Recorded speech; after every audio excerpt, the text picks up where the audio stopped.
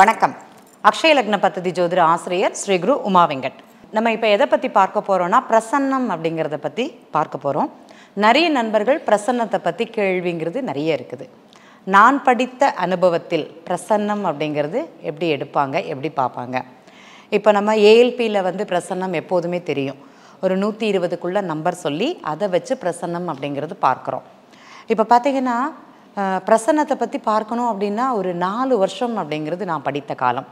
சரி, அதை நம்ம அவ்வளோ படித்தாதான் பிரசன்னம் எங்களால் சொல்ல முடியுமா அப்படின்னா கிடையாது. இன்றைக்கி ஏஎல்பி படித்த நண்பர்கள் பிரசன்னத்தை ரொம்ப அருமையாக நம்ம வகுப்பில் படித்த உடனே பிரசன்னம் அப்படிங்கிறது வகுப்பு நடத்துவாங்க. அப்போது அந்த ஏஎல்பி ஜாதகம் எப்படி பார்க்குறாங்களோ, நமக்கு ஜாதகத்தை எப்படி பார்க்குறோமோ அதே மாதிரி தான் பிரசன்னம் அப்படிங்கிறது.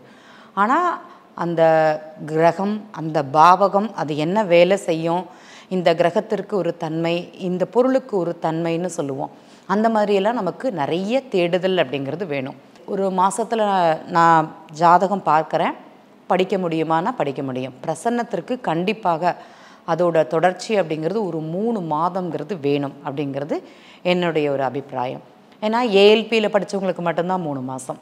நீங்கள் பாரம்பரியமாக பார்த்தீங்கன்னா பிரசன்னம் கற்றுக்கிறதுக்கே உங்களுக்கு வந்து நிறைய நாட்கள் அப்படிங்கிறது ஆகும், வருடங்கள் அப்படிங்கிறது ஆகும். முதல்ல கேரளாவில் பிரசன்னம் அப்படிங்கிறது தான் படித்தேன். படிக்கும்போது பார்த்திங்கன்னா எங்கள் டீச்சர் வந்து சோழியை கூட எடுத்து கொடுக்க மாட்டாங்க. பிரசன்னத்திற்கு சோழி தான் முதல்ல எடுப்பாங்க. சோழி எடுத்து கொடுத்தா இவங்க ஓடிடுவாங்க, அதனால் சோழி எடுத்து கொடுக்க மாட்டாங்க. அவங்க வச்சுட்டே இருப்பாங்க. கடைசியில் உபயோகம் படுத்துறது மட்டும்தான் அந்த சோழிங்கிறது. அந்த அணுகுமுறைகள், நுணுக்கங்கள் எல்லாமே நம்ம கற்றுக்கணும். இப்போது இந்த 120 நம்பர் அப்படி இருக்குது, இல்லைனா 108 சோழின்னு இருக்குது, 9 சோழி அப்படிங்கிறது இருக்குது.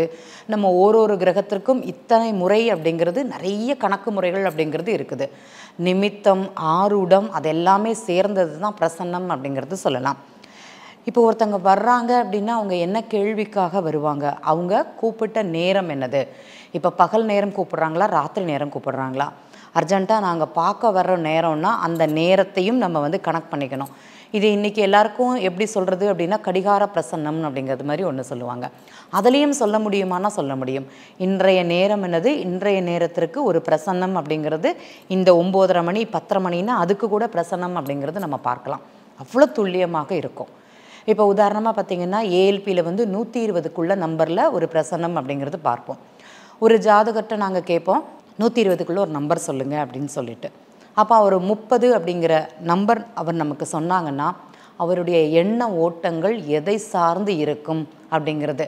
இப்போ அவர் கேட்கக்கூடிய கேள்விகள் கூட வேறையாக இருக்கலாம், ஆனால் அவர் எந்த அளவுக்கு வளர்ந்துருக்கிறாரு அப்படிங்கிறது நமக்கு தெரியும். சிலர் வந்து 118ம்பாங்க. அப்போ அவங்களுடைய நிறைவு எந்த அளவுக்கு இருக்குது, இன்னும் அதோட தேடுதல் இல்லைன்னா அது சார்ந்த நிகழ்வுகள் எப்போ நடக்கும் அப்படிங்கிறது தான் பிரசன்னம். ஒருத்தங்களுக்கு வந்து ஒரு 40 45 அப்படின்னு ஒரு நம்பர் சொன்னாங்க அப்படின்னா அவங்களுடைய சிந்தனைகள், அவங்களுடைய அனுகூலம், அவங்களுடைய ஆசைகள் தான் இங்கே நாங்கள் வந்து முதன்மையாக அப்படிங்கிறது பார்க்கப்படுகிறது. இப்போ ஒரு 15ன்னு ஒருத்தங்க நம்பர் சொன்னாங்கன்னா அவங்கள்ட்ட அடுத்தது நான் என்ன சொல்லுவேன்னா இன்னும் வளரவே இல்லையா அப்படின்னு தான் சொல்லுவேன். இது நம்ம அர்ஜெண்ட்டாக கேட்கும்போது அந்த மனம் அப்படிங்கிறது நமக்குள்ளே என்ன சிந்தனைகள் இருக்குதோ அது சார்ந்த நம்பர் தான் அங்கே சொல்ல வரும். இல்லைங்க நான் 88ங்கிற ஒரு நம்பர் தான் அடிக்கடி யூஸ் பண்ணுவேன் எந்த இடத்துலையும் அப்படின்னாலுமே 88ற்கும் ஒரு கணக்கு முறைகள் இங்கே ஏஎல்பியில் காமிக்குமானா கண்டிப்பாக காமிக்கும். அவங்க எப்போ பாருங்கள் ஒரு க்ரியேட்டிவ் அப்படிங்கிறது இருந்துகிட்டே இருக்கும். ஒரு பிரச்சனைகள் அப்படிங்கிறது அவங்களுடைய சூழ்ந்து இருந்துகிட்டே இருக்கும். அதை எப்படி சால்வ் பண்ணுறதுன்னு தெரியாமல் தான் அந்த ஜாதகருடைய இயக்கங்கள் அப்படிங்கிறது அமையும். நான் ஒரு சில காலகட்டங்கள் கழிந்து அதே 88 அவர் எடுத்துப்பாரானா கண்டிப்பாக எடுத்துக்க மாட்டார். ஏன்னா அவருடைய ஜாதகம் அந்த கிரகங்கள் அப்படிங்கிறது மாறுபடும் போது, இப்போ நீங்கள் கிரகங்கள் எப்படி மாறுபடும் அப்படின்னா அவருடைய வயதோட்டம் என்னென்னா ஆசை எண்ணங்கள் பார்க்கக்கூடிய தன்மை நம்ம என்றைக்குமே ஒரே மாதிரி இருக்கிறது கிடையாது அல்லவா. ஒரு கோவிலுக்கு போனோன்னா ரொம்ப அந்த பக்தி மயமாக அப்படிங்கிறது இருப்போம். ஒரு பீச்சுக்கு போனோன்னா எப்படி இருப்போம், ரொம்ப ஒரு ஹாப்பியாக அப்படிங்கிறது இருக்கும்.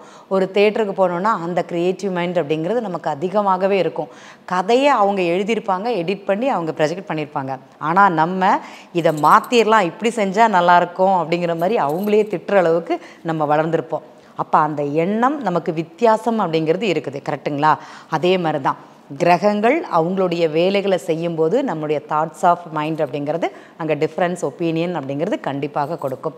பிரசன்னத்தில் இதெல்லாம் பார்க்க முடியுமா? வெறும் நம்பர்ஸ், நீங்கள் என்ன கேள்வின்னே கேட்கல, என்னதை பார்க்க போகிறோன்னோ தெரியாது, ஆனால் இதெல்லாம் சொல்ல முடியுமானா 100% அப்படிங்கிறது சொல்ல முடியும்.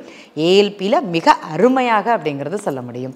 பிரசன்னத்தை பற்றி நிறைய வீடியோஸ் அப்படிங்கிறது பார்க்கலாம். நன்றி.